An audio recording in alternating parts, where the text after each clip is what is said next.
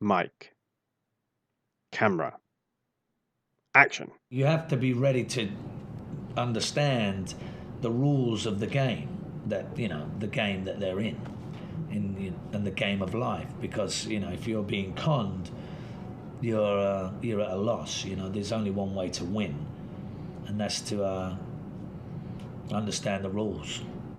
In every game and con, there is always an opponent, and there is always a victim. The more control the victim thinks he has, the less control he actually has.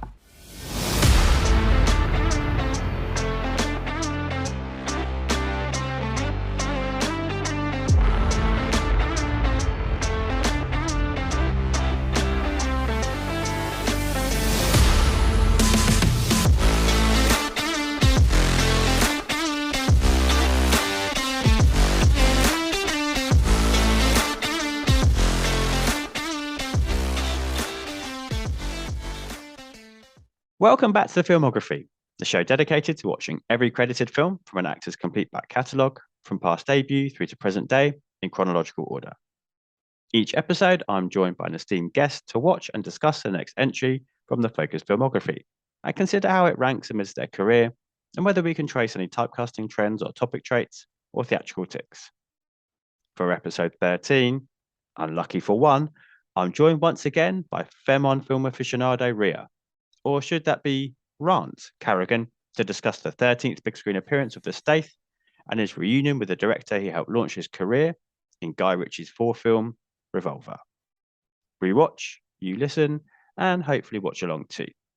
So before we start, of course, Ria, I just have to say thank you.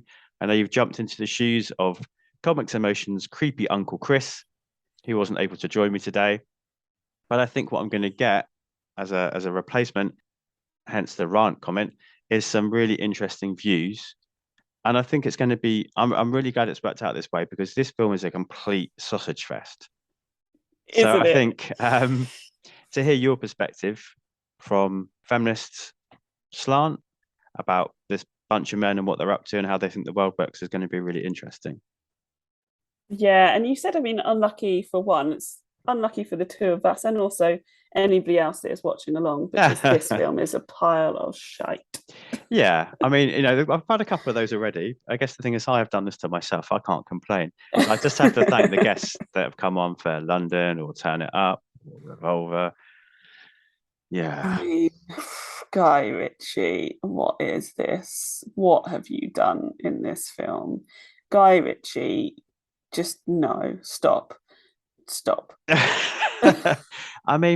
It's a really interesting phase in both their careers, because obviously Guy Ritchie is with Madonna at this point, has made Swept Away, which I think we watched together back in our old house share when it came out, and we obviously roasted, so it was good fun for that, but it's atrocious. So he's off on one at this point, perhaps believing his own hype a little bit. But that's it, because before this, it's only Lock, Stock, Snatch, Swept Away, and then this. This is only his fourth film, yeah. So we'll get into that, and we can perhaps get into his Kabbalah stuff, which he now denies. But I think some of the stuff I've read actually really lends weight to the fact that that did influence his writing of this movie. But also the Stath, like, this is the second film in a row for him that I can now describe as being pseudo-intellectual, philosophical bullshit. Like, he's on this kick at the moment where, like, he's playing these characters that like to espouse this philosophical, like I say, like philosophical, like, change yourself and then you'll change the world type stuff. And it all falls flat. Let's just get straight into this. I messaged you one message and you rightly didn't respond properly, because you're like, let's save it for this. But for somebody who's incredibly charismatic, and I think he is. I think that's one of the things about him. And he's charming. Whenever he's normally in a film or you see him being interviewed, like, full of charm. He's an absolute charisma vacuum in this film. What? How? I was just like, what has Guy Ritchie said to him? How to act? Like, was he genuinely depressed in real life and just turned up and we watching somebody like genuinely go through a terrible mental health episode. And Guy Ritchie went, oh, well, let's just not worry about it. Let's just carry on. Because I was just like this, I don't know what is wrong with him in this film. I have genuine concerns about him in this film. I mean, obviously his character is deeply depressed and is going through some serious psychological issues, and we'll delve into those a bit. But I mean, I watched a behind the scenes thing on YouTube earlier today, and they had a great fucking time making this by the sounds of it. Yeah, they were well happy. They're just, well, basically they're really good friends, aren't they? Obviously, Guy Ritchie discovered him and then wrote the role in Lock, Stock and Snatch for him, and then I assume wrote this role for Stath as well here, so they could work together again. Imagine writing this role and going, no, it would be good for this. The audio clip I'm going to use at the start of this is, normally I take something from the movie, but there's a hilarious clip on YouTube of Jason Statham talking about this film, and he cannot explain what it's about. It's like, so it's about this guy who, and this is happening, and then that's the end. Yeah, it's so awful. It's like, and he really thinks he's explained what he thinks this film's about. But I think that's the problem. They all think they know what this film's about, including Guy Ritchie, and nobody has a fucking clue. It's such a pile of shite. It's Guy Ritchie trying to be intellectual whilst trying to be Tarantino at the same time. And I was like, you think you're being smart, and you're not being smart at all. You're just being confusing, and not in like a good way. Not in, the cat's just got a toy, so I apologize for the background noise. Well, it's more interesting than the movie. Right. And I just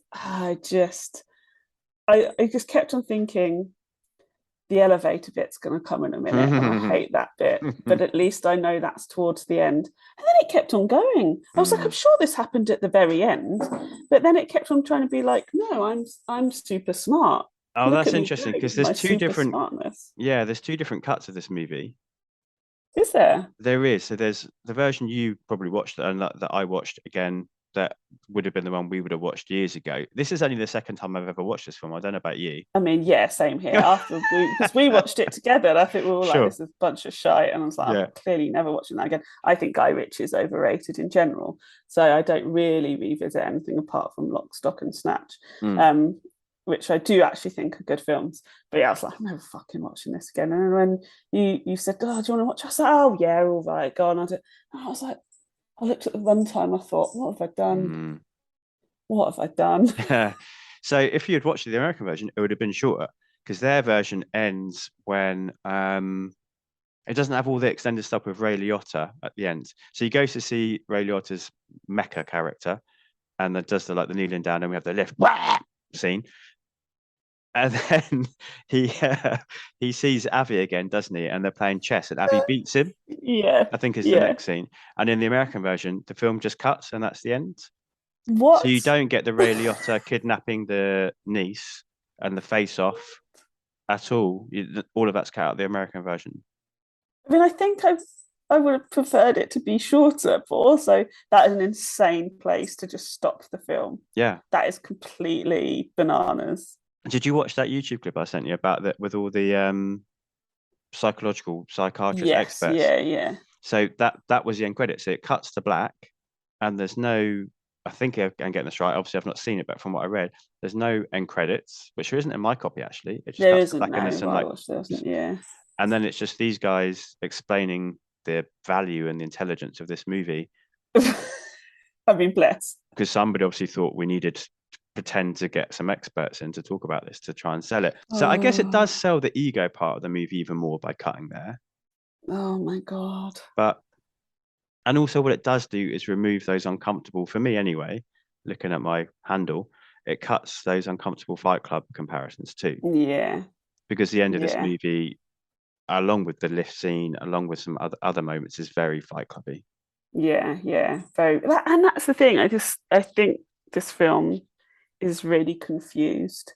It's so confused about what it wants to be, and I feel like Guy Ritchie went, I've got one singular idea. I'm going to put it down, and then I'm going to try and make it into a film, but also I want to look really smart and have sort of like a, there is a sort of semi-religious style thing going on in it as well. And then just went, and somebody went, yeah, right, here's the money, go and do it. And he was just like, I was going to film a bunch of random scenes, give everybody stupid fucking names over it, and just see what happens. And then like literally nothing happened. No, I agree. Literally nothing happens. I mean, he has got one idea. It's there's a long con, and the con is you conning yourself. That's it. That is what he wanted. And you see every interview about him. Yes, I had this great idea, and it's like, yeah, the only person you can ever con, the only person ever going up against is truly yourself. And you see all this stuff, and you just think, I get it. Like, it's quite a good idea. But I've seen filmmakers do similar things, not the same, but I've seen Inception about things playing out in the mind. That's a fucking good movie. I've seen American Psycho. I'm not a massive fan of that, to be fair, but it does what you're trying to do a lot better. Yeah. I've watched Nicholas Winding Refn's oeuvre. He deserves the word oeuvre, I think. I've watched his movies. A lot of people don't like them. I do. And he does intellectual actioners, as Guy Ritchie calls us. He says, this is an intellectual actioner. I'd much rather watch their films and their take on this kind of subject, because they have a handle, and you've said it already a couple times, they have a handle on the story they want to tell with this subtextual meaning in it. He had an idea that he then tried to hang a story on, and it doesn't work. It feels like he read a book. He read like an A-level psychology book. I went, oh, wow, that's really interesting. I think I could do something with this, but then didn't bother to do any of the work around it. He just read like a study and went, yeah, that's it, got it, and did nothing else around it, and then just got his mates to be in it. It's funny you say that, because the other character with Abby, the Zach character, is played by Vincent Pastore, and I've just started watching Sopranos for the first time with M, and he's one of the main soprano heavies in that. And there's an amazing scene in, I think it's in the pilot episode, when Tony Soprano first starts going to see a psychiatrist, and he's like, well, I had a term and a half of university or whatever as they call it in America, so I know what you're doing here. And that's exactly what this is like, isn't it? It's like, I went to the back of one psychology class, I've got it, research done.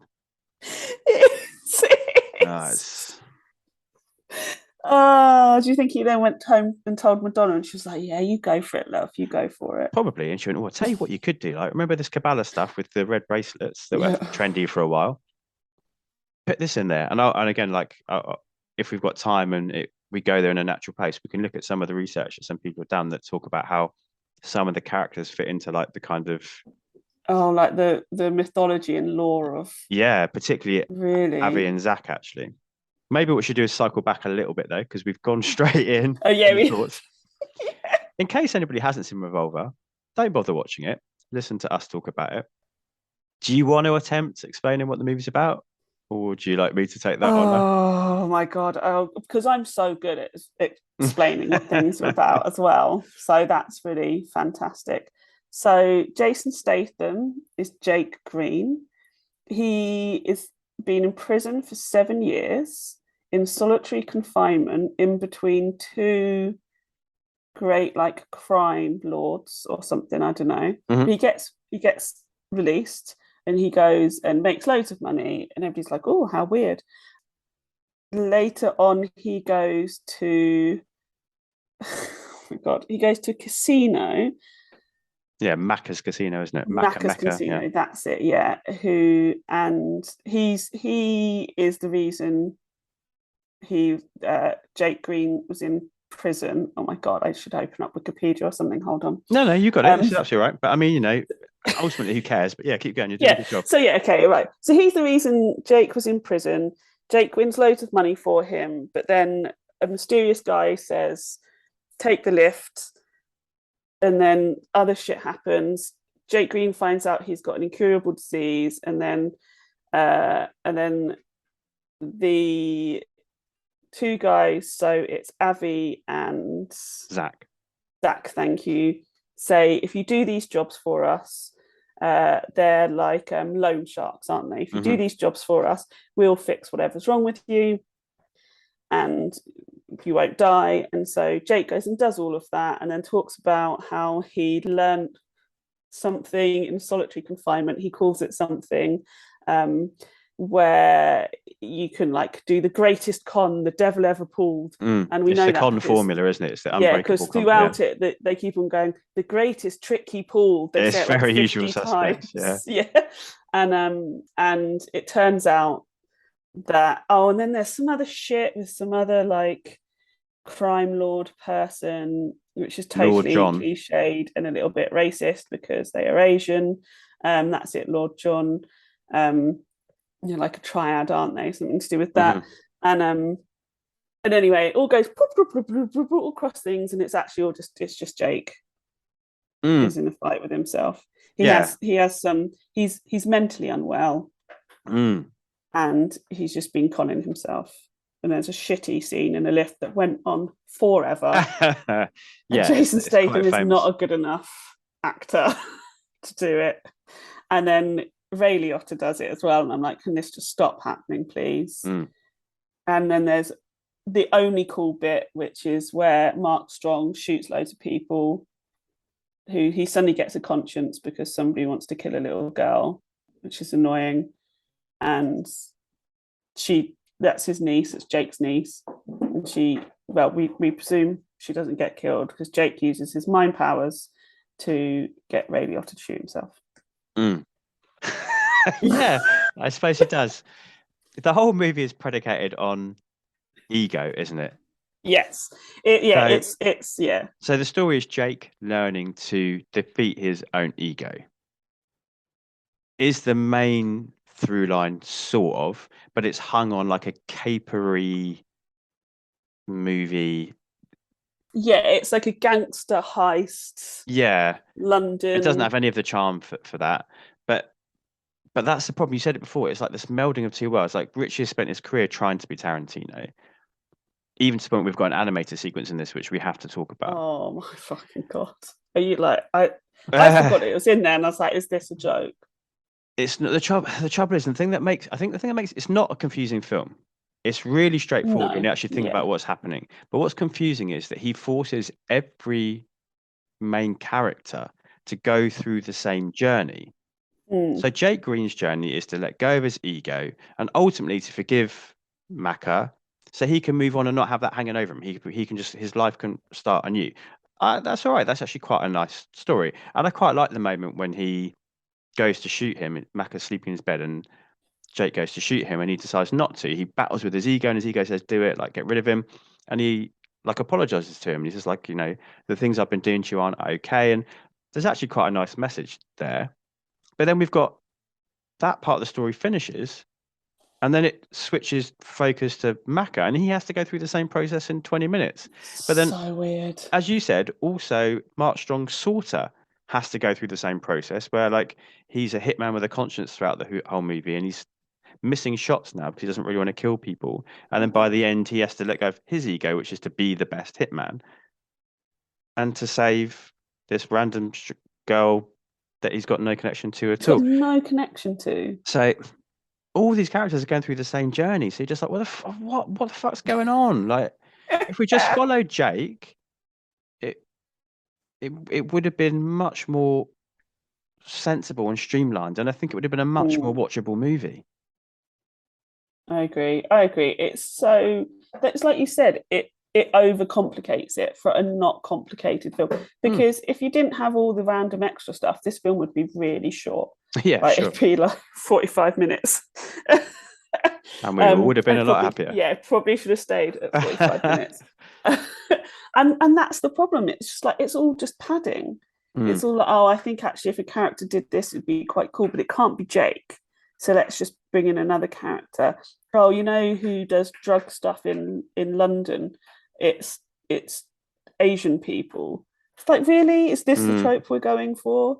So the setting's interesting, isn't it? You've done that because you're just doing, like, you want a cool scene. You want it to look cool. You want it to be lit as if it's in a Chinese restaurant. Well, I don't think I'm actually okay with that. Like, the setting is interesting because you do have this melding of cultures in terms of like people, but also like it's Euro, because this is actually part co-written by Luc Besson. I don't know if you knew that. I don't think I knew that Is until it? No, yeah. I didn't know that until just So a second. it has that kind of, and now when you think about that, it's like, oh, actually, it does have that kind of Eurocentric feel that Besson brings to his stuff. But it also has a kind of nondescript American as well. Like, and I know he did that on purpose. He wants us to feel like it could exist at any place and any time.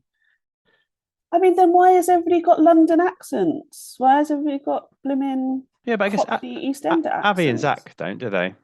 No, Oh, but Ray you know, Liotta. But yeah, but all the London has lots of different people in yeah. it. But like all of their henchmen are all. Why does Guy Ritchie and Jason Statham have that London accent? I Because mean, I know that's not how they were brought up and where they were brought up either. So maybe that that's is the ultimate answer. question. Maybe that's the answer. I think this movie sets off on a bad foot. I think it alienates people immediately by starting with four fucking wannabe intellectual title card quotes. Oh my god! Right? I was like, oh, because I don't tend to like that sort of thing either. I think it has to be done incredibly well. And the first one came up, and I was like, oh, fine, here we go. Guy Ritchie's trying to be intelligent. And I was like, fine. And then the second one came up, and I was like, what is this? I have to apologize. They're now playing with like their ball game. The kittens are. It's just some fun background noise. Yeah. And then the third one came up, I was like, what is happening? Why is there another? Why am I having to read? Like, and these quotes don't mean anything. You think they mean something, but at the beginning of the film, out of context, they mean nothing. And I'm sure at the end of the film, if you went back and read them now, they would still mean nothing. Like, well, what are you doing? They become like chapter titles, don't they? Which is another Tarantinoism. They become chapters, but and also just said by characters too. Like some of these things are just like. They're at the start. They're a chapter title. People say them 3 or 4 times. 3 or 4 people say them 3 or 4 times. It's just over and over and over. But go on, a little test. Oh God, okay. Can you remember either like paraphrase any of the quotes or who any of them are by? Oh, which I didn't prepare you for this, obviously. Yeah, no, I just be interesting to think. That's really rude.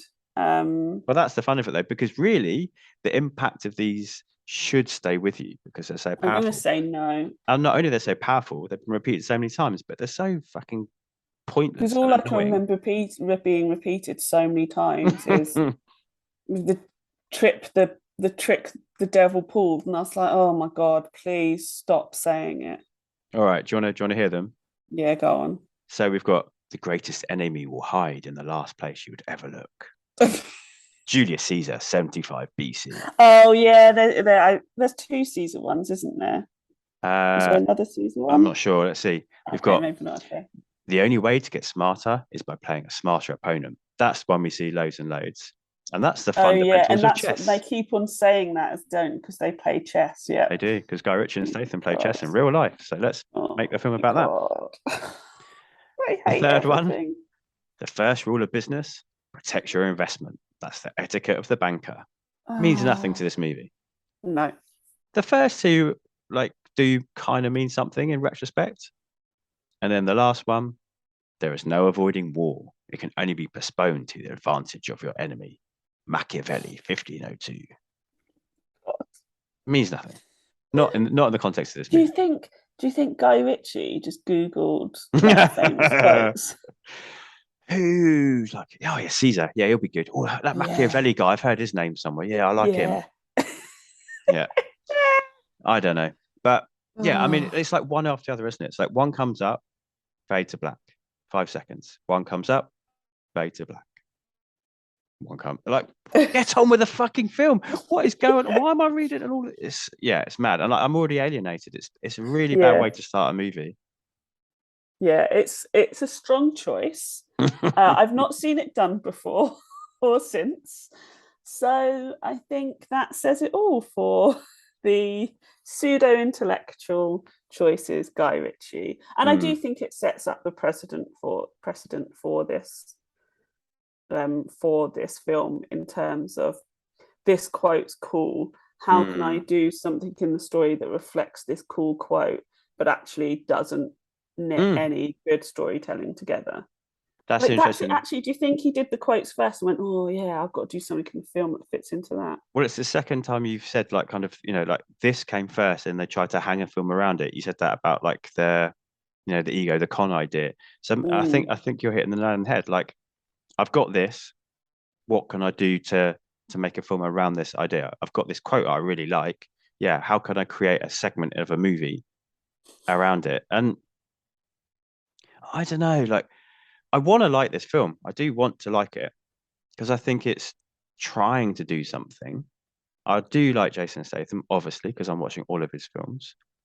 I think Andre 3000 is really good in this, actually. I do think he's good in it. I'll give it that. I think Mark Strong's good in it, even though I think he's kind of annoying in it. Yeah, I'm a bit less harsh on Guy Ritchie. I don't think he's the greatest thing, but I think he's made some decent movies, and I think he can continue to make decent movies because the last few have been okay. Don't think he's done anything that set the world on fire. And I know your argument will be, and you're absolutely right, other people deserve to make better movies. They've got better ideas. I hear Mediocre men But, continue to succeed. Brilliant. you.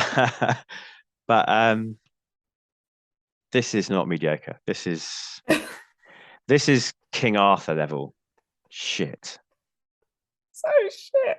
Okay, I wanna really break down why it's so shit. I feel like we're talking around it, and I feel like, okay, so the main problem is Jason Statham is completely miscast in this film. So that's like my number one problem.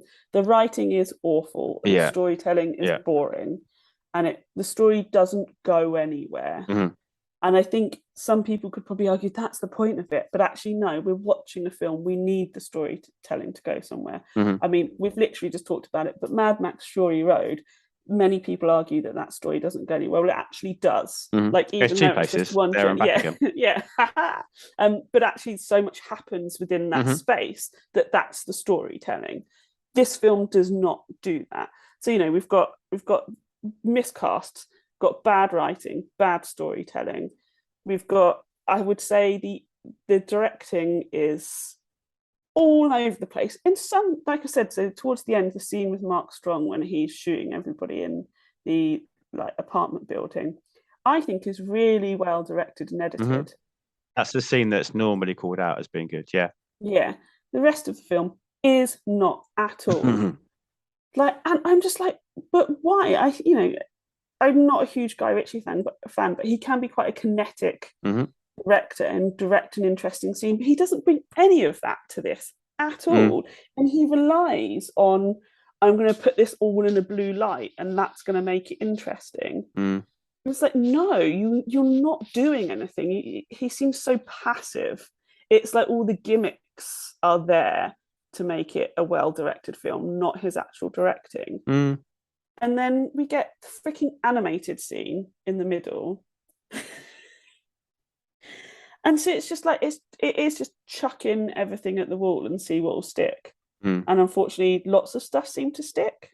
It did. I think some of that I agree with. I don't think this is the state's best work, but I don't think he's the worst thing in it. So yeah, I hear what you're saying. I would rather he was being Frank Martin again, but I think he's at a period in his career where he's trying to stretch a little bit, which is fine. And then he goes back to what he's good at and does that for the rest of his career. But go on. Like, I mean, I'm totally fine with him trying to stretch. I have nothing against that. Certainly and I don't. Hair. Yeah, hey, I don't think it's his fault that he is miscast in this film. I think it's Guy Ritchie, and if the casting director had any choice, he's coming and he's trying to do something, and he unfortunately doesn't deliver it. But I don't blame that on him. His mate's gone, do you want to be in this film? I've written this role for you. Go and do it. And he's gone, yeah, right. Sounds like a laugh. I wonder if, it sounds like they had a great time, but at some point during it, he must have been like, this is beyond my abilities. And I don't mean as in he's a bad actor, as in like, this is just not the right role for him. And he's spending so much time before this building up, not necessarily a successful body of work, but an interesting body of work. So I get why he's also like, oh, I'm going to try a dramatic role. But this dramatic role, and what, it's only like a year later, is it 2 years later that Crank comes out? Yeah, it might And be a year, I think, 2005, 2006. Yeah. I'm a big fan of Crank. I think it's hilarious, and I think like it's peak Statham. And I just think to go from this Mm. and to just be like, clearly that doesn't work. Let's bring all my charm and charisma to something like Crank. Like Yeah. he must have known this was a huge misstep by the time he was finished with it. Well, do you know what for me, I hear everything saying the biggest difference between this and Crank is a Crank knows exactly what it wants to be. Yeah, that's very true. That is very those true. guys. Same with like Transporter 2. Yeah. Yeah. Like Neville Dean and Taylor were like, I don't care if you find this distasteful. I'm going to do this, and there's nothing you can do about it. And Stath was on board, and he just went with it, as everyone was in that movie. And I think if you can get on board with it, it's like the South Park thing, right? South Park offend everybody, so they can't offend anybody. They offend everybody, so they can't offend anybody. Like Crank potentially could probably offend everybody, but because they hit every conceivable area, they can't really offend anybody. So they just go for it. Whereas this film has no idea what it wants to be. No, it just has got not a fucking clue. It doesn't know what story it wants to tell. It doesn't know, stylistically what it wants to be. Although I do think the cinematography, I think particularly the framing at times is wonderful. I know you've called out the lighting as being, but I think it's that style of lighting has become more popular since. If you think of reference filmography, you think of John Wick, things like that. They use this in a similar way. They're better filmmakers, the people who made those. Refn and I can't think what his name is now. David Leitch, I think, who does the John Wick movies. They're better filmmakers, but I think the production design is awesome. I think that the sets they've got and stuff is all really good. Yeah, for me, the thing I completely 100% agree with is you. The problem here is Ritchie. He just doesn't know who he is at this point in his career. He doesn't know what movie he wants to make. He spent 2 years writing this script. 2 years? Yeah. And this is what he came up with, and this is the thing he put out into the world. Whereas I think, if I remember rightly, Snatch, he said he wrote in like I can't remember now. I researched it for that podcast, but it was like super quick. Like he had all the ideas. Partly Snatch was like leftover ideas from Lock Stock that you then recycled into a new script. So he wrote it like super quick, like 6 weeks or something. This he spent 2 years on. 2 years. And this is what we got. 2 years, and this is he proud of this film? Does he? I don't know, defend it? and I don't know what the Stath thinks of it either. Actually, I didn't find anything recent at all. All the interviews and stuff I found were all like from promotional. Release. Yeah. Okay. Yeah. Interesting. So that nobody talks about this film maybe that speaks volumes, right? Yeah. Right. Yeah. Oh, Revolver? Did I star in that? Did I make that film? Do that? Oh, I don't remember that. Oh no. Whilst we're on the Stath, I know you've got a lot to say.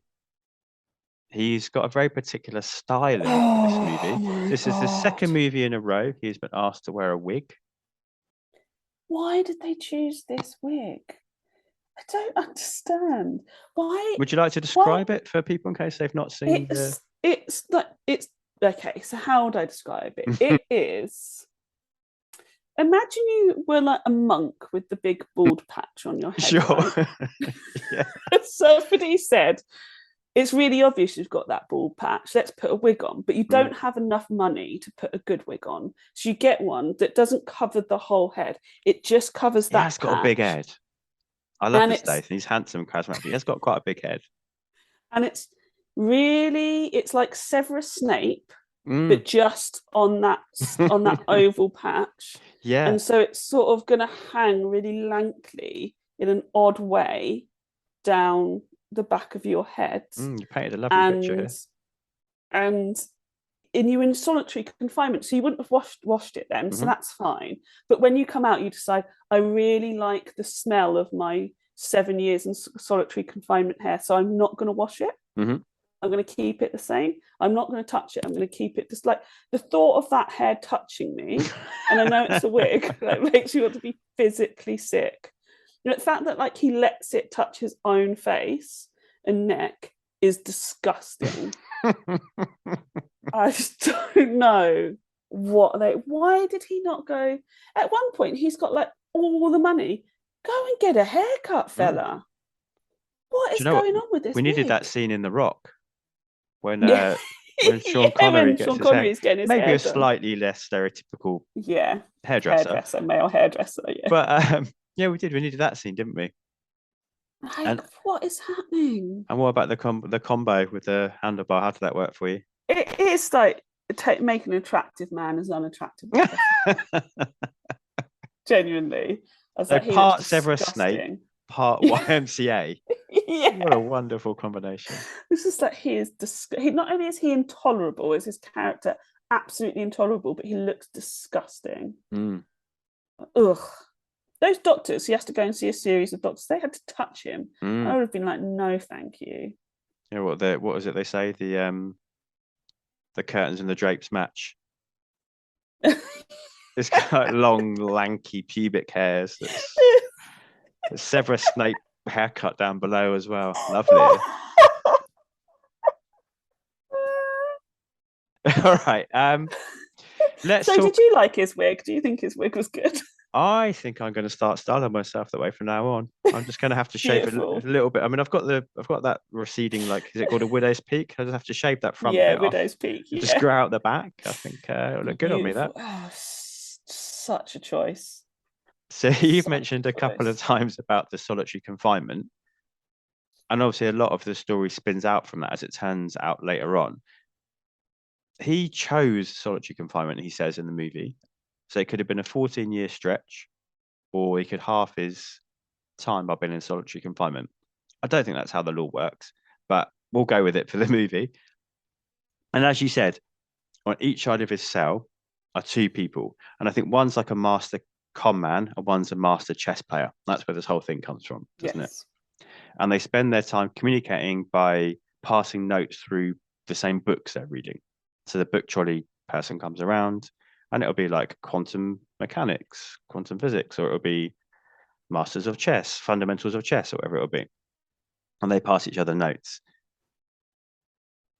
And one of the notes is that they say they're going to escape. They're going to work together to escape. And then they leave him, don't they? And he's there and he has to serve out a sentence. And he gets out of prison and finds out that they've been conning him, and they've taken all his money, and all his things that he had prepared for when he got out of prison has been taken. Yeah? This is true, isn't it? That's right, yeah. And then by the end of the movie, we come to learn that those two people, twist, were Avi and Zach. These two people that seem to know everything about Jake Green. What did you think of that whole... Let's start with that for a start. That's one reading of it. Let's start with that. Well, that's true, yes. I mean, well, it doesn't work, does it? Because how do they know which book the other one had? Like, was the trolley man in the book, library trolley man in on it? Like, but then there's a fourth person that's reading all of it. And then how does Jason Statham's character, Mr. Green, know what order they're all coming in? It doesn't work. It's just all bullshit. I don't think that's how solitary confinement works. I don't think you can go, oh, well, I have that book off the trolley, give it back to you. Can you just pass it to two cellmates down? Don't think, if it does, the prison system's very broken. Like, I just don't think it works. Like, I get it. And I get that's the only way you could have done it, that he would receive the information. But I think it could have just been like, don't be in solitary confinement and be between two cells. Sure. And like they pass each other notes or something. I don't know. Maybe I'm not smart enough for this film. No. People could say, no, that's definitely how it works. I think to play devil's advocate, it's a nice device. Yeah. Play out well enough for me. Yeah, I think to play devil's advocate on Guy Ritchie's behalf here, he needed the solitary confinement to get to the psychological point for Jake Green, didn't he? But unfortunately, that does make the rest of the idea not quite work. Yeah. I'm with you on that. But then on our version, on the UK version, so depending if people listening in the US and you've only got access to your version, we get the reveal, which I don't think is in the American one because it cuts before that, as we discussed earlier. We get the reveal that these guys are potentially, most likely, figments of his imagination. They've never existed in the first place. So hence the Fight Clubby, Tyler Durden, American Psycho type stuff. Oh my God, twist. It's all just in his head. Thoughts? Oh, shit, isn't it? It's so hard to pull that off, isn't it? So, like, you can't do it well. I mean, it works in Fight Club, right? It works. It's done well. Even if you realise it, you're like, okay, that is done well. because it's meta with it and plays with it all the way through. Yeah. But this is like, so he just spent all this time in a cell and made up to other people. But he's so smart, he knows the code, the formula already, but he just had to like merge, he just had to disassociate, which, you know, is offensive to people who actually have real mental health problems. But he just had to disassociate and make two different personalities that then fed stuff into his main persona. I'm just like, no, it's a bit shit. I'm not here for it. How about you? I'm not sure which reading I prefer, and neither really work. So whether they're real and they're the cellmates doesn't work, but all manner of reasons. But also the idea they're figments of his imagination doesn't really work either, because you see those people interacting, particularly Zach.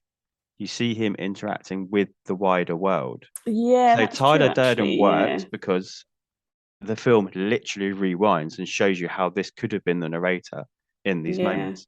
But you see Zach, like when he's introduced, he's like shooting a machine gun in the street to save Statham's Jake Green character from being shot by Mark Strong's, can't remember his name now, character. So I'm gonna say like Spacey or something. That's not right, is it? No, and I was thinking Stuber, but that's a different thing. Sorta it is. So yeah, it's problematic all over the place. And do you know what is a bit scary? Is it reeks of like needing a rewrite. Like these could have been resolved by him giving this to somebody else and saying, read this, pass me your notes, please. And then going, okay, well, yeah, but this doesn't work because of that. So again, it's taken him 2 years. Is it an arrogance thing? Like, I've written this script and I've rewritten it and I'm so proud of it. We don't need to touch it. It's amazing. It's done. I don't know. It's another area where I think, yeah, he needed somebody else to have a little. But then somebody else has. Luc Besson's had a bloody pass on it because he's helped write it. So who knows? And I just think that's the thing. It's so disjointed. Like there could be a really interesting story in here about if it was just really straightforward that if he went to prison and two like criminal mastermind people were doing, if the story was just that, and then he somehow managed to piece it together, like he still had a few more years there, he was gutted that they left him and was piecing it together and used it to get revenge on them. Like a more classic revenge tale. Done. Yeah, your story's done. It doesn't need all the other shit. It doesn't need like just horrific men all the way through. Like you said, it's just such a sausage fest. And I don't know if any of these people are supposed to be likable. And I'm sure some people say, well, they're not, and you're allowed to have unlikable men. I mean, of course you are. At the same time, like, really? Can we not? Like, I just don't get who we're supposed to be. But I think Jason Statham's the hero. I couldn't call him Jason Statham. Mr. Green, Jake Green is the hero, but is he?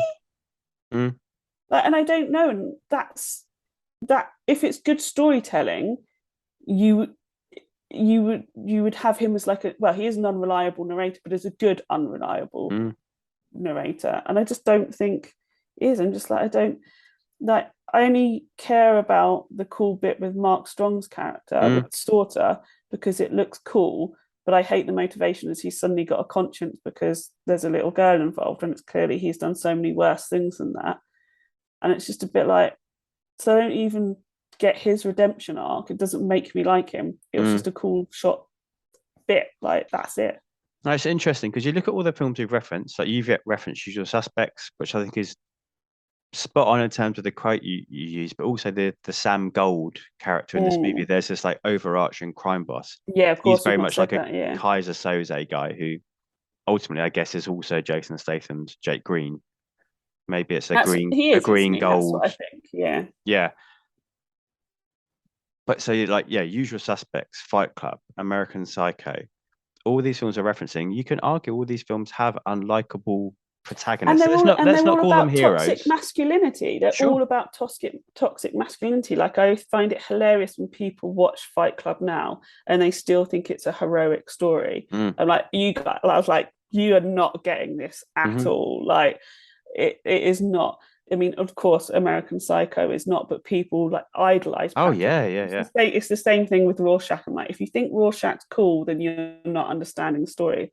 And the same with The Usual Suspects. They are all unlikable in The Usual Suspects, and that is still compelling, and you still want to know how these characters and their story arcs resolve themselves.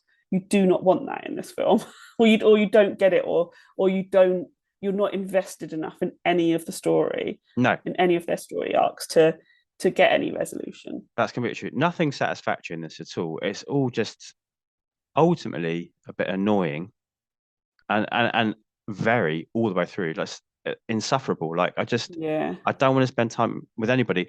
And often when you read books or you watch films and like you want to be with a character, and then when you cut away and you go to that other part of the story, you're like, oh come on, get back. Like this is treading water, and I know these are going to intersect somewhere, but I want to be back with this guy or this character.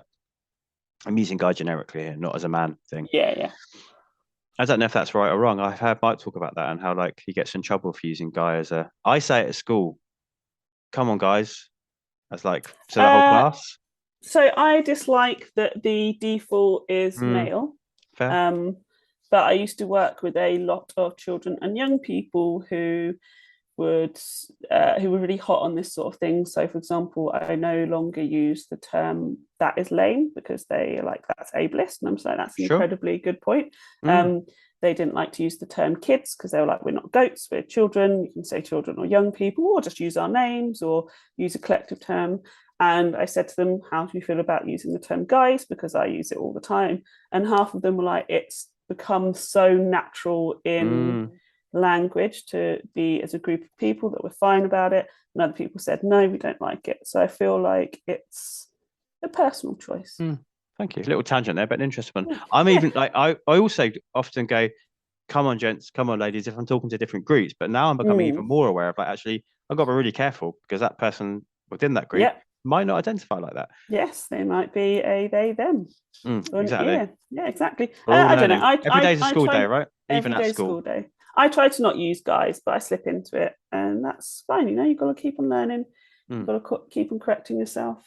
But yeah, the group of young people I used to work with were amazing on that sort of stuff. Anyway, this is a massive tangent. No, but it was much more interesting than the movie we're discussing. I think we're making a good job of making it interesting. Yeah.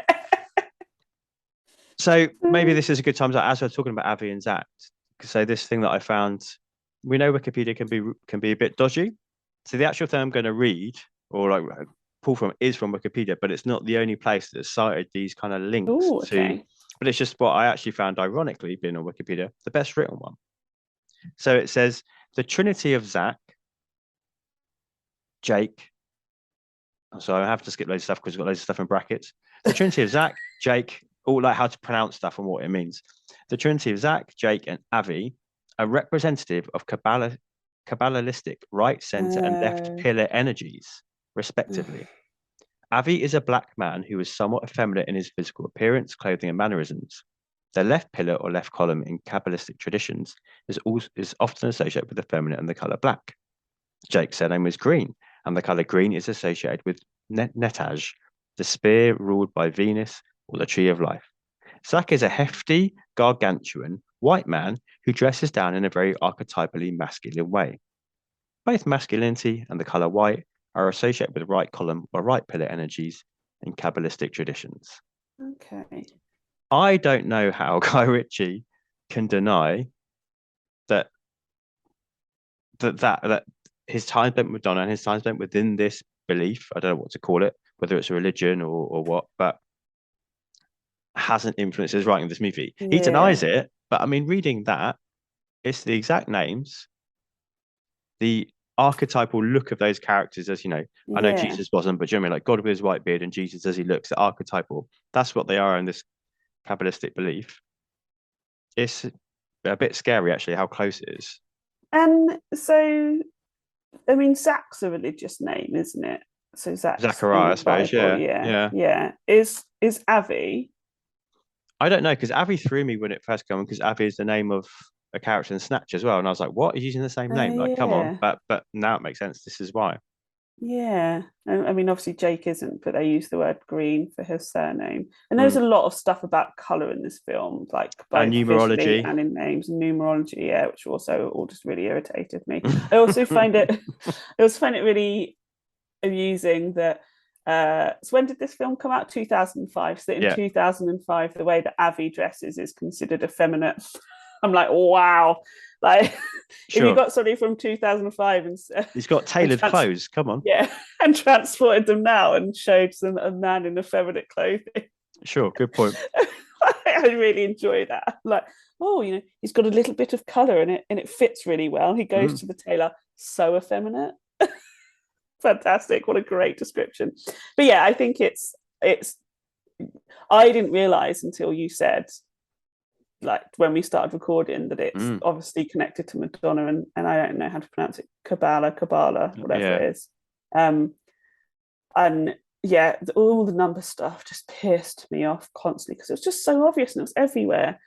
It was like, it wasn't like it was in a cool way when you watch like Memento and you see something written somewhere and then like a day later you go, oh shit, that connected to that. It's just like, why is this like number 12 here? Like, it's clearly because it's $12 bills. Yeah, it's like clearly some stupid thing that you want to be connected to something or other, or if it's like a philosophy or whatever. It's like, I just don't fucking care, and it's not clever enough or interesting enough for it to be there.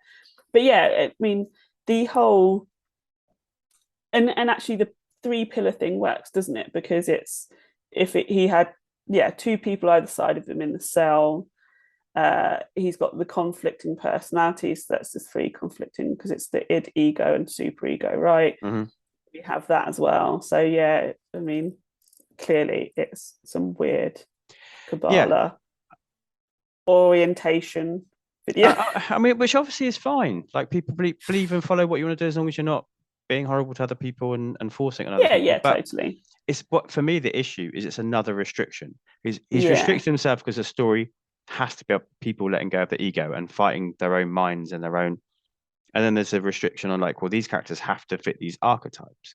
And there's a restriction of, but also they need to potentially be imagined. Like, he's just written so many boxes around things that he can't find his way back out again. Yeah, and like, if you're going to do something like that about your beliefs, your religion or your faith or whatever, then do it well. Like, I mean, not that I would want this, but what if this was a film that showed how you can transcend all of these issues in your life to become a better, happier, although I don't think, by the way, I don't think happiness should be a life goal, or a content person, right? Imagine that. Okay, I wouldn't like it because it'd be like some weird religious recruitment video, but at least it might be good. I guess he does have a sense of contentment by the end, doesn't he? Because he's let go of his ego, dead inside, which isn't contentment. Yeah. Like, or is that what people think contentment is? Yeah, who knows? All right, three things I think we should talk about. Let's talk about Ray Liotta's performance and his lack of clothes in quite a lot of scenes. Yeah, I mean, lack of clothes is great, although there are women with lack of clothes in this film for no apparent reason. The women are props in this film, which is very, very irritating. But it is a Guy Ritchie film, so what do you expect? But Ray Liotta, I mean, to be fair to Ray Liotta, flaunt it, mate. You seem pretty happy to be getting it all out. Go for it. Love it. Don't know why. Your performance is too much for me. I don't like things where people just shout all the time. It's a bit too much. The reason I don't like, I mean, the film London that you've covered with Tony is shit, but also they shout so much. I'm like, why is everybody shouting forever? I can't bear it. And his whole entire performance seems to be shouting. And Ray Liotta's a better actor than that. Like, I know people like it when he's unhinged, but he's usually a good unhinged actor. And this is not it. I don't know what his directing cues were in this, but I mean, I feel like he went home exhausted every day going, what the fuck am I doing? Like, I'm sure. Yeah. I mean, again, it's a role that Ritchie wrote for Ray Liotta. He was desperate to have him in one of his movies, so wrote it for him. And I did read that if you watch closely, not that this matters, I don't care, but I think it's quite a funny anecdote that Ray Liotta didn't know about the amount of like nudity and scarcity of clothes. So in certain scenes, and it will jump around depending on when they filmed it. He's like normal weight to begin with. Yeah, and then yeah. certain scenes he's like much more toned, and I then it'll go back. thought Because he was like, thought that, and what? You I mean these other two wondered- scenes I've got to be half naked, right? So he started going to the gym and working out. And I see. I actually thought that was maybe like a conscious choice in terms of how he viewed himself or how other characters in the room viewed him, which you've is done brilliant. too They much could have work just there. got away You've with that. Yeah. No, you've given them the benefit they don't deserve there. No, I Because agree. I think he's very much about how he looks as a character. He So I is, just yeah. thought it was part of that. Sorry, carry on. spends a lot of time in a whole room tanning. Yeah. Weird. Yeah, yeah. It's very strange. All over tan, every part of him. Yep. Oh yeah. No, I agree. I think it just makes me think of Ross because his teeth are so white in that scene. It makes me think of Ross and Friends when he gets two scenes of Ross, isn't it? When he gets the fake tan on one side and when he gets his teeth and then white. he gets his teeth white. I just kept getting jolted out because Ray Liotta's teeth are so white in that scene. No, I think it's a shame. Obviously, we've lost Ray Liotta, and he was an amazing Such a good actor. And for this to be written for him and to be asked to perform that way feels like a bit of a shame. I mean, he's still good, but I agree. He's like Pacino-esque levels of shouting, but constantly without any kind of other gear. Just like screeching. And the reason he's so good at being the bad guy is because he's terrifying, because he's quietly terrifying, right? Because you would not cross him, because he would stab you in the face without any notice, and you're forced to walk on glass to make sure he doesn't do that to you. And in this film, I was like, where is any of that? Where is any of which is funny because people say what a nice guy he was as well, which is hilarious. Sure. He's absolutely terrifying. But like I just wasn't scared of him. I was like, I'm not scared of him. He's ridiculous. He's absolutely ridiculous. Yeah, almost to pantomime levels. Yeah. All right, so we've talked around it and talked a little bit about. We've got to talk about the animation scene.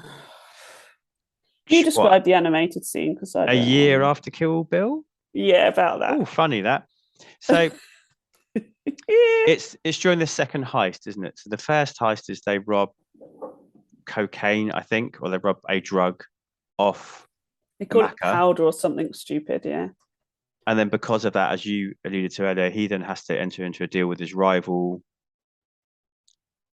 to buy drugs off him, but they also then rob the rival at the same time that the drug deal is going down. So they gas them and knock them out, and they steal the drugs.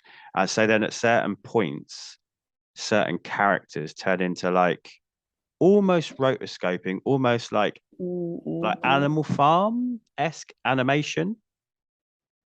Certainly anthropomorphic, like animation. And I just,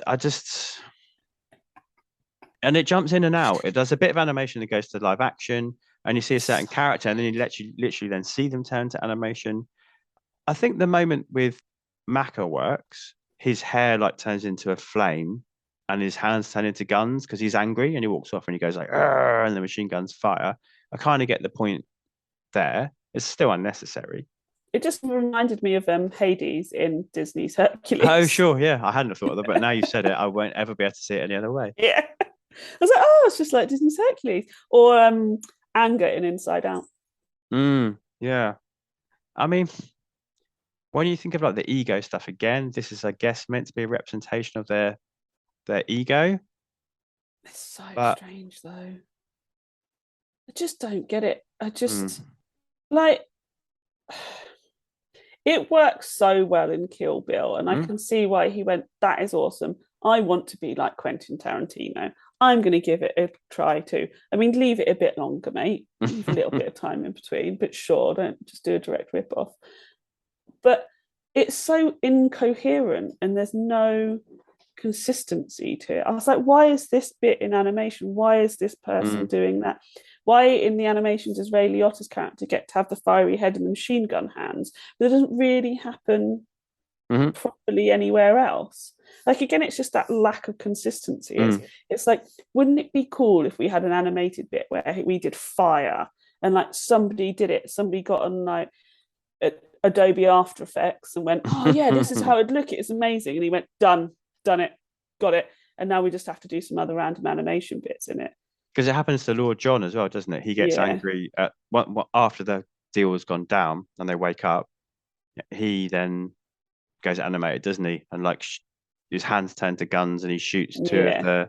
Yeah, it's again. I think maybe if it all been Jake Green, if it'd all been the Stath, I would have been like, okay, I get it. I get what you're doing here.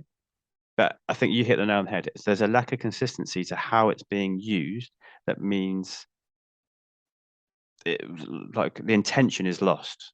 Yeah, absolutely. Yeah, you just don't know why it's there, and you understand why it's there in Kill Bill. You're not told why it's there, but you understand how the storytelling's working and why the animation is being used in the storytelling. And in this one, it's like you just thought that looks cool. Yeah, agreed. All right, and we've spoken around it. We cannot finish this Revolver podcast breakdown episode without talking about the Stath going full Gollum and Smeagol in the lift. So shit. I feel so sorry for him. He's like, really trying. He's trying so hard. But in my head, I feel like he must have come to filming that day really dreading it. Like, I feel like he was probably on the phone to his other best mate, who hopefully wasn't Guy Ritchie, going, I've got to do this scene. And I'm like, it's really like, the thing is, I don't even necessarily think it's maybe I'm being too kind. I don't think it's necessarily beyond his acting abilities, because I think we can see him, like, my favorite Jason Statham film is Spy, and I think it is the best he has ever acted in his career. And in that, his acting is so superb. So you know he is a good actor. Like, he gets it. You know how I feel about somebody getting the assignment, and he gets it in Spy. I cannot wait until next year when we get to talk about it. Fucking, it's a year away and it's going to be amazing. I can watch it like once a month until then. It's going to be so good.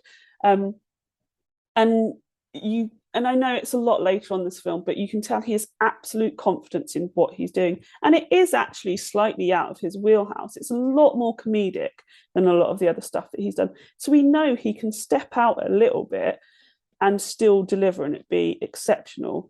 He cannot do that in this film. He is not the right actor for it, or if he was, I feel like he wasn't given the space to be able to find his own way of doing it.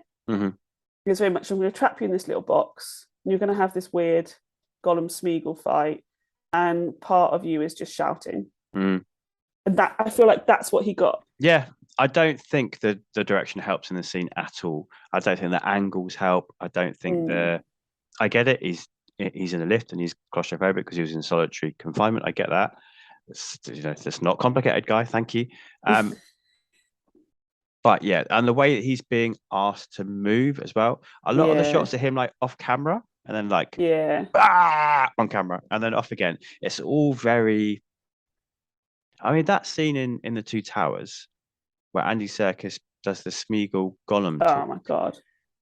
Is still, held up now as being a masterclass in acting and editing and storytelling, and everybody got it from that point onwards. Like, and that's why it's there at that point in the movie, right at the end.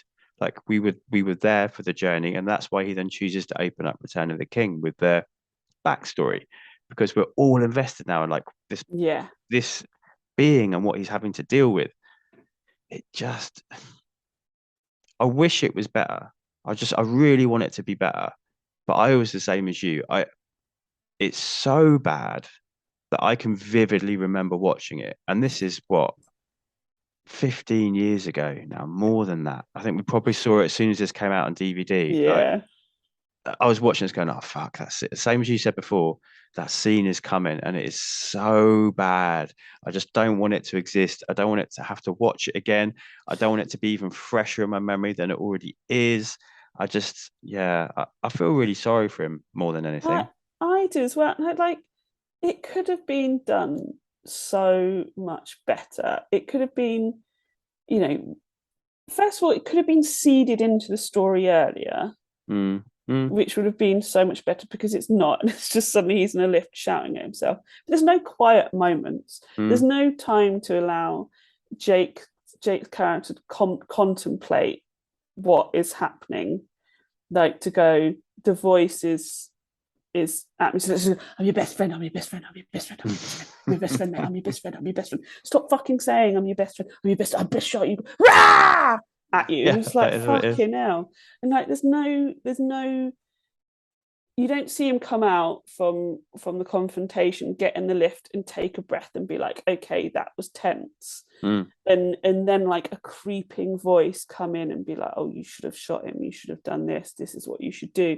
You know, like actual anxiety, right? If you've ever had a depressive episode or anxiety, you have the voice, and the dangerous bit is when the voice starts to overtake and you start listening to that voice, and you can't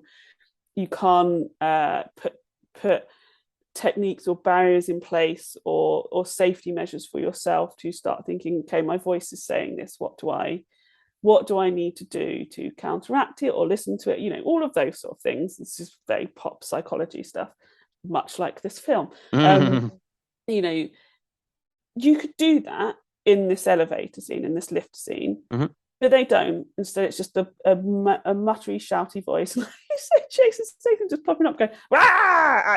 It's weird, isn't it?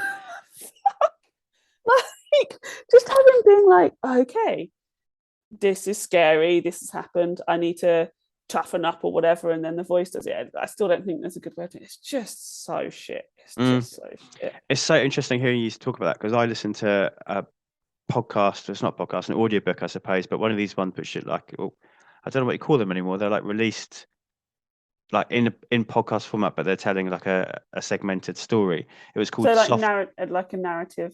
Yeah, podcast. yeah. It was called Soft Voice, and I was listening to it initially because of the cast behind it. Olivia Cooke was the main voice star of it, so I was like, oh, okay. I was on a bit of an Olivia Cooke trip. Yeah, I love Olivia Cooke. And that was playing with this concept, was that she had a soft voice in her head that would help guide her through her life until the hard voice came in. And then it wasn't perfect. There were problems, don't get me wrong, but it did what you've just described this film was trying to do in a much better way. Yeah, I think it just, again, it feels like a filmmaking problem. It feels like a direction problem more than a performance problem. And the performance isn't good, but it's really not. It's really not. But what he's being asked to do, he's doing, and how it's being captured is more of the problem. Yeah, I agree. I think if it was less shouty, the weird angles, you're so right about the weird angles. Why are they like that? Like I feel like he's like, oh, I'm going to try and make it a bit off kilter, you know, like Kubrick, when Kubrick did The Shining. Some Dutch angles. That's what I'm trying to do, and it's just like, no, it's not working. Please stop it. So it will surprise you. No, it won't surprise you, I should say, to learn that this 27 million budgeted movie, 27 million, made 6.7 million in the box office. So I don't know what that noise is that I just made. I was trying to keep my laugh in because everybody else is asleep, and that's the noise that my laugh made. Yeah, he's on a real bad run at the moment. Wow. London obviously did terribly. London didn't even make $1 million, but I mean, deservedly so. I mean, yeah. So he's hitting a bit of a janky period of his career, unfortunately, at the moment. How many? And so we get Crank a year later. I think it's a year later. I looked up earlier today, so it is a year later. But we've still got one more. I mean, this says a lot as well. He had 4 films out in 2005, and this is the third one. So we had Transporter 2, London, Revolver, and Chaos, which is my next up. All came out in the same year. So he's working hard and he's trying some things out, but they're not all paying off for him, unfortunately. And then nothing really. Yes, then we get his biggest ones that come out are Crank. Death Race is great. I mean, it's shit, but great shit. Yeah, a film that knows what it is. Yeah, Crank, High Voltage. Yeah, and then we don't get like the Expendables until 2010. No. Wow. Okay. But I think this is probably this is the dip. This is the biggest dip of his career. And he's trying some stuff out, it's not going to quite work out. So he's going to find his groove again soon, and he's just going to hit that groove and stay in it forever after that point, really. Yeah. We don't even get any skin in this movie. Very disappointing. Actually, yeah. He's so unsexy in this movie. You don't need to see it anyway, do you? Good point. No. They would have given him like an Austin Powers chest wig, I reckon. Yeah, totally, wouldn't they? 100% they would have done. Like, why So doesn't maybe for the why best. doesn't he just make like a nice gangster film again? Just stick with your wheelhouse, Guy Ritchie. He will, don't worry. He'll Yeah, find his yeah. groove and get back to it as well. All right, should we do some letterbox reviews? And then Yeah, go I on, think we'll love get it. the really surprising final word from you, and then we'll wrap up. So, Noel Penaflor, not backwards and coming forwards. Hack Guy Ritchie at his hackiest. Saying the same 3 lines over and over does not make them any less pointless. Whatever this was supposed to be probably looked really good in script form, but it doesn't translate at all. The movie spins its wheels, all the while pointing to some big revelation. When it finally comes, you're looking for synonyms for disappointment or putting a revolver to your head. Hey. Even the Ritchie tropes like stylistic violence and wannabe Tarantino dialogue sink to the abyss of mediocrity. Rarely has a movie never felt like it was going to end. Rarely have you ever been so glad when it did. Noel gave it 0.5 star on Letterboxd. Oh, that's really generous. That's so nice of you. Simon Ramshaw, I don't get it. Guy Ritchie plus Luc Besson equals a whole load of nonsensical pretension. I didn't have a bloody blues clue what was going on. However, see, here we come. In part, this is excellent. An animated sequence. Oh. Ray Liotta getting angry. Are you ready for this? Jason Statham's best performance. Mark Strong. Some creative violence. The soundtrack. And the visual style. Oh my, the style. My least favorite Ritchie movie, but then again, I've never seen Swept Away. To be fair, I'd have to watch that again, which I'm not going to. I'm not sure which is better or worse. Yeah, I don't know. I've only seen Swept Away once, and that's enough. Best Statham performance, you agree, yeah? Oh, yeah. I mean, he's truly a powerhouse, Oscar worthy in this. He's never topped it. I mean, that was about the most sensible positive review I could find. There's other people, obviously, that talk about it. And I did watch some guy's breakdown video on YouTube, but I mean, he said nothing insightful. He thought he was being insightful, but he didn't. It was, oh God, of course he did. Well, actually, I think you're saying this is about Dante's something or other. I just kept saying the same shit over and over again about ego. Yeah, meant nothing. Well, funny enough, this film keeps on saying the same shit over and over again. All right, 2 more to go. Future guest, Marcus, the Marco guy on Twitter. Oh, yes. He says, a pretentious, self-absorbed, boring mess. Statham delivers a genuinely great performance here, and I really like Andre 3000, but their talents are not enough to save the movie. I do like the Statham love. No matter what, I'm here for the Stath. And last but not least, Lou Shoemaker. Revolver has all the flashiness of Guy Ritchie's earlier films, but none of their humour.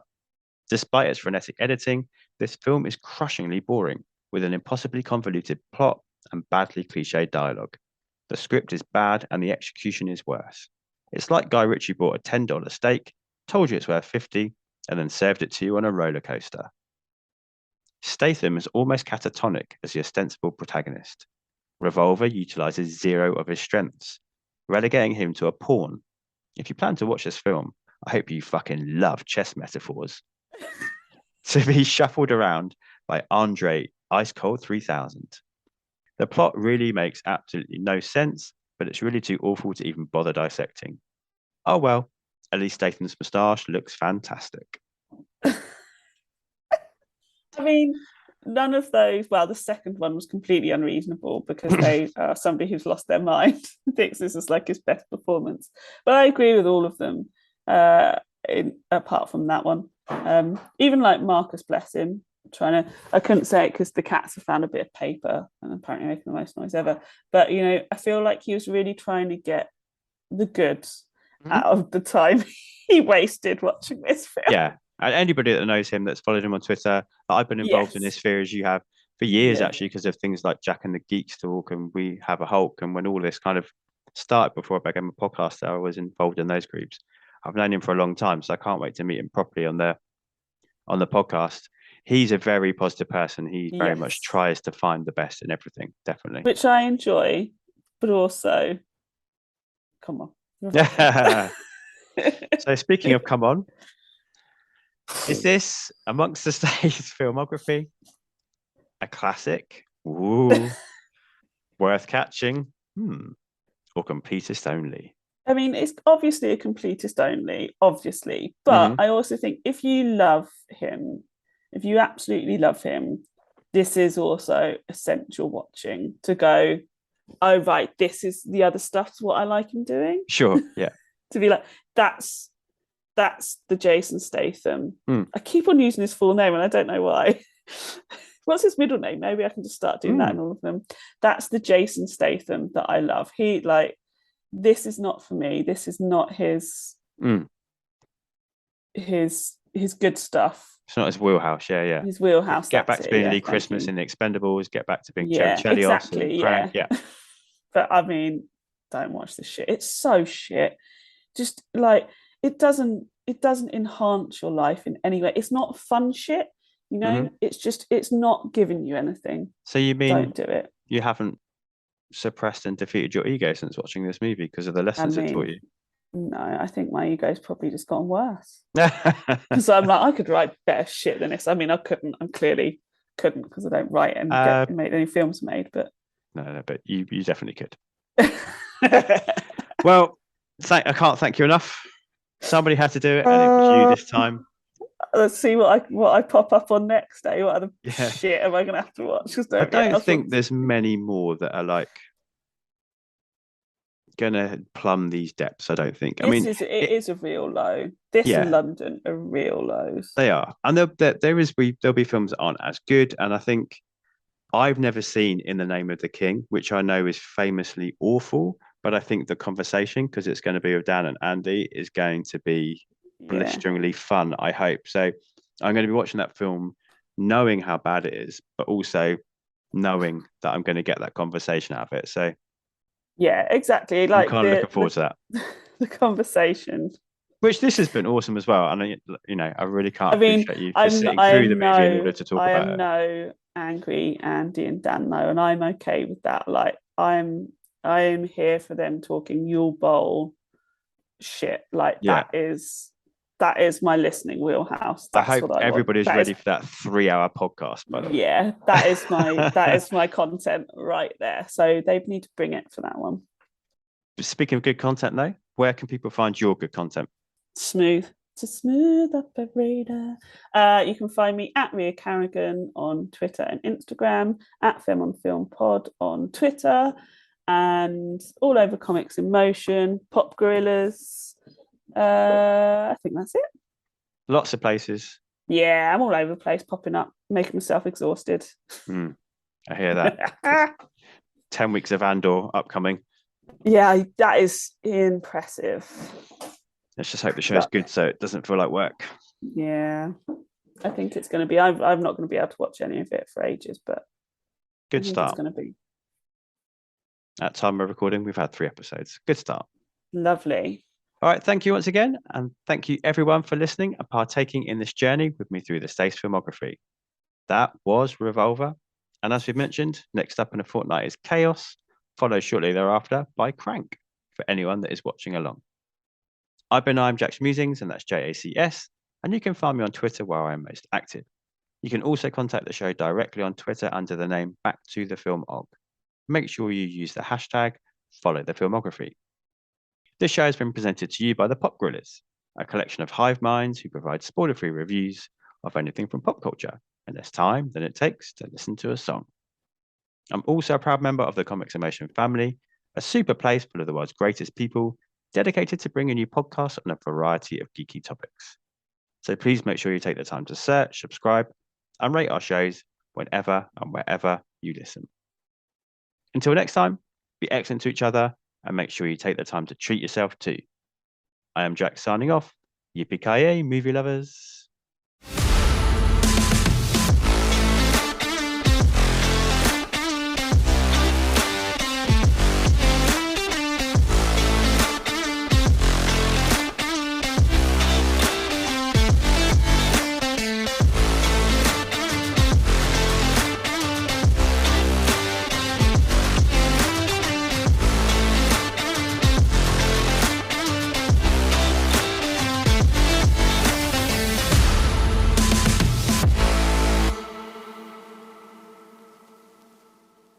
Cut. The ego is the worst confidence trickster we could ever figure, we could ever imagine, because you don't see it. And the single biggest con is, I am you. The problem is that the ego hides in the last place that you'd ever look, within itself. It disguises its thoughts as your thoughts, its feelings as your feelings. You think it's you. People's need to protect their own egos knows no bounds. They will lie, cheat, steal, kill, do whatever it takes to maintain what we call ego boundaries. People have no clue that they're in prison. They don't know that there is an ego. They don't know the distinction. At first, it's difficult for the mind to accept that there's something beyond itself, that there's something of greater value and greater capacity for discerning truth than itself. In religion, the ego manifests as the devil. And of course, no one realizes how smart the ego is because it created the devil so you could blame someone else. In creating this imaginary external enemy, we usually made a real enemy for ourselves, and that becomes a real danger to the ego, but that's also the ego's creation. There is no such thing as an external enemy, no matter what that voice in your head is telling you. All perception of an enemy is a projection of the ego as the enemy. In that sense, you could say that 100% of our external enemies are of our own creation. Your greatest enemy is your own inner perception, is your own ignorance, is your own ego. Still here, Jake?